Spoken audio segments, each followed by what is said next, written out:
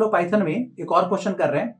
इस क्वेश्चन में हम लोग देखेंगे क्या कि मेरे पास दो डिक्शनरी है, एक डिक्शनरी D1 है, D2 है। क्वेश्चन है कि दो डिक्शनरी को मर्ज करना है, ठीक है। अब इसको मर्ज करने के लिए हमारे पास 3 मेथड होता है, ठीक है।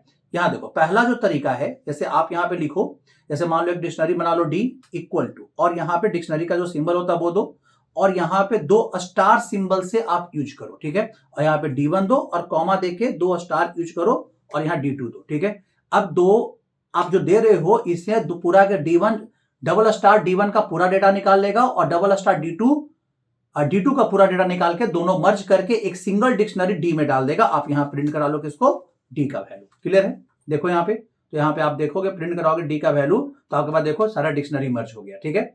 अब यहाँ पे क्वेश्चन आता है कि सर अगर डिक्शनरी में डुप्लीकेट होता तो, मान लो यहां भी C है और यहां भी एक क्या होता, C होता। अब की तो डुप्लीकेट होता नहीं है, मान लो यहां पे C है और इसका वैल्यू कुछ 5 रखा हुआ है, तब कैसे होता, तब क्या करता, तो याद रखना लास्ट वाला जो डिक्शनरी होगा उसका जो C का वैल्यू है वही ऐड करेगा, ठीक है। क्योंकि डुप्लीकेट C नहीं रख सकता, बिकॉज ये डुप्लीकेट कभी नहीं होता है। देखो तो लास्ट वाला डिक्शनरी का C का वैल्यू 3 था ना, तो सिर्फ लास्ट वाला डिक्शनरी का C का वैल्यू रखा, ठीक है। अब यहां देखो, आगे जो पाइथन का वर्जन बढ़ाना, तो वहां पे आप देखो तो आपके पास एक और मेथड दिया, एक पाई का सिंबल लगा के काम कर दो, सिंगल पाई जो होता है उससे लगा के काम कर सकते हो। जैसे मान लो कि यहाँ पे हम रख लिए D3, यहाँ पे आप कैसे यूज करोगे, तो यहाँ पे आप ऐसे यूज करो D1, फिर यहाँ पे पाई दो, और फिर यहाँ क्या दो, D2 दो, बस सिंपल ऐसे भी कर दोगे तो आपका काम हो जाएगा। तो प्रिंट किसको करा लो, D3 करा लो। क्लियर है?